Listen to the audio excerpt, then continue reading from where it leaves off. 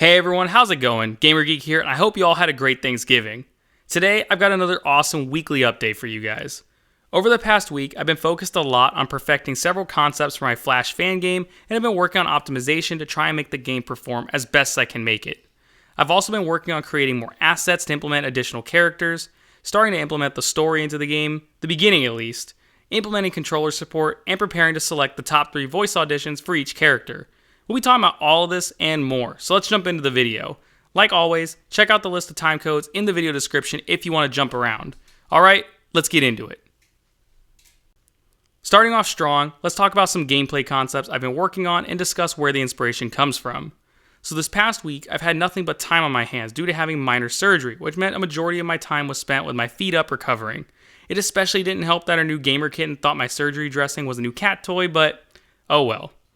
While recovering though, I stumbled across some footage of the cancelled open world Flash game that was being produced by Brash Entertainment and Bottle Rocket. I almost skipped right over it as I was scrolling through YouTube on my phone, but quickly scrolled back once it dawned on me what I had seen. Several commenters and community members on Discord had urged me to research this game and to take inspiration from it, so I decided to sit back and watch the gameplay footage. It was amazing to realize what could have been with that game, but it also made me realize that just because this game is lost doesn't mean it needs to be forgotten. So I looked into this game as much as possible and built off of it, attempting to emulate what, in my opinion, worked well in the gameplay and avoiding what didn't. The first thing that really stood out to me was their combat system. It was fast, fluid, and most importantly, easy to follow. The Flash would target lock the enemy characters, it wasn't made clear if this was done manually or automatically, and basic attacks were executed via simple button presses corresponding to the separate targets. Using the in-game footage, I began planning how I could emulate this in my own game. You can see through the rough mock-up I made, the combat system is recreated faithfully, though I've expanded on some of the details a bit. Flash will automatically detect characters to target lock like before, a max of 3 targets at a time, and basic attacks will again be executed via button prompts. I plan on having my version of the system though, prioritizing enemy characters with greater health values. I also plan on having the Flash's basic attacks carry some decent knockback, potentially causing enemies to fall out of range of targeting to ensure Flash isn't focused in a specific direction for too long. You may be wondering why the target limit is set to 3 characters at a time, and that's actually for 2 reasons. The first being I felt it worked best on a controller if there were only 3 button prompts, X, B, and Y, and not make the controller layout feel so cluttered. The second is actually to pay homage to the Bottle Rocket Flash game. In all the gameplay footage I found during my bit of research, I never saw the Flash encounter more than 3 enemies at a time. Whether this was due to a technical limitation or simply a coincidence, or I just never came across footage with more than 3 enemies, I thought it'd be a cool nod to the original Flash game if I kept the 3 enemies at a time concept as a rule for targeting. Does that mean you'll only ever encounter 3 enemies at a time? Hell no, you'll be ganged up on plenty. Don't worry, your beatings will come. Another thing that really interested me was their choice of abilities that Flash could unlock throughout the game, or more specifically, the abilities they chose to exclude. Apparently, the developers made it clear they wanted Flash to have a wide range of abilities that he's been known to use in the comics, but had passed on several abilities they felt weren't practical for the game or caused too many issues in testing. The most notable of these excluded abilities was phasing, being one of the most requested abilities I've been getting since the start. I was watching videos on the cancelled Flash game where they stated the developers felt pressured to add phasing in due to it being an iconic Flash ability, but after testing, realized it would be impossible. The logic being that if the player could freely phase through whatever they wanted, this would easily be game-breaking, so the player could just easily skip past the majority of the game by just phasing through walls and objects to avoid certain obstacles.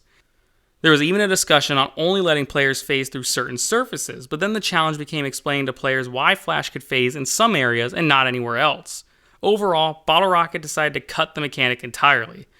While I completely agree with their logic that allowing phasing would be game-breakingly overpowered, I don't believe the ability needs to be cut entirely.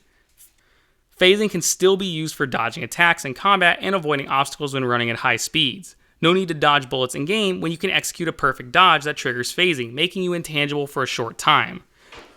Don't worry about hitting cars or pedestrians while running because you can phase through them, making sure you aren't just running into everything around you. Okay, so moving past the concepts, let's talk about what I've been working on. Well, like I've said, I've been creating assets to implement more characters and features into the game. Most recently, I've been working on a custom Wally West model. As everyone knows, the current models in the game come from a variety of sources. Injustice 1 and 2, DC Universe Online, a few other games, and some fan work. Eventually I want to phase these out in favor of my own custom-made models, but that won't happen for some time, given I'm a one-man army for development and 3D modeling right now. With that being said, there are some characters who just haven't appeared in anything, meaning that there isn't a model of them online for me to easily use for testing. So some characters need a custom model sooner rather than later. Characters like Godspeed, Wally West, Vibe, Jesse Quick, and a few others. I recently finished my Wally West model, which is why he was featured in the most recent character vote, and I'm currently working on Vibe. It sucks that it means some characters will take a bit longer to introduce into the game than others, given that I have to start with them being a custom-made model versus being able to replace an existing model, but what are you going to do? Speaking of introducing things to the game, I'm about to start introducing the story into it, the first chapter at least. My brother, Comic Books vs. the World, has been hard at work typing up the finalized first chapter of the game for me to implement for Beta 2. Once he's finished, I'll be getting the story details to start implementing them in. Due to time constraints, the first chapter probably won't feature voice acting, but we'll see how soon I can get my hands on the story. I'm also working on introducing controller support. I know that was something people missed in Beta 1, and I made it clear that I'm definitely adding it in for Beta 2. So I started working on it, and so far, haven't had any issues. Speaking of voice acting though, are you guys excited to finally figure out who's getting a callback? Well, me too. Seriously though, this marks the closing of voice auditions, and with that, I'll be going over all the submissions and working to narrow down the selection for the top 3 of each character. At first, my plan was to implement the top 3 voices for each character into Beta 2, but then I realized that the beta is still months away and didn't want to leave the callbacks hanging for that long. So instead, I'll be including the top 3 voices for each character in a video for the community to vote on and express their opinions. I'll create a gameplay demo video that features each voice for the different characters so the community can get a feel for each voice in-game. To keep it fair, each voice will be numbered 1 through 3 for each character, so no one votes based on the actor. This most likely won't be for another 2 weeks or so because I need to announce the top 3 for each character and have everyone record the callback lines, but hopefully the process moves quickly and we'll see how it goes. Now before we wrap up the video, let's talk about optimization. Like I've said time and time again, I want this game to be easily playable for as many players as possible. So I spent a majority of my week attempting to reduce the memory draw from the game as much as I could without sacrificing the visual quality. I initially had ray tracing enabled for the game, but found it was too hit or miss for some players. It definitely limited how many people were able to access the game. I was hesitant to turn it off though because I wanted to keep the high quality lighting, but after fiddling around with some settings, I managed to turn it off and you can hardly notice the difference. I had mentioned last week I had also divided Central City into sub-levels to utilize level streaming volumes to unload large chunks of the city when the Flash moves far enough away. This was good, but I felt I could do better.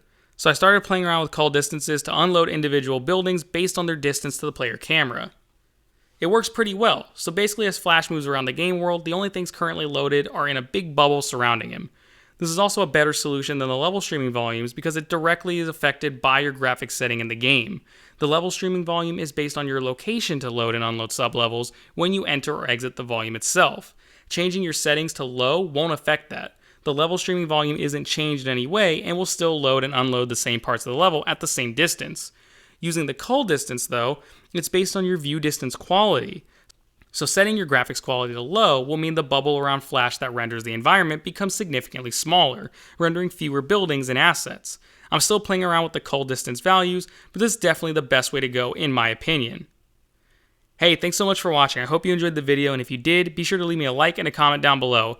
Also be sure to join us over on Discord where our community is improving every day and we're planning several community events. You don't want to miss out. If you can, also consider joining the Patreon. There's a lot of cool perks and you can even become an NPC in the Flash game. Thanks everyone, and I'll see you all in the next one.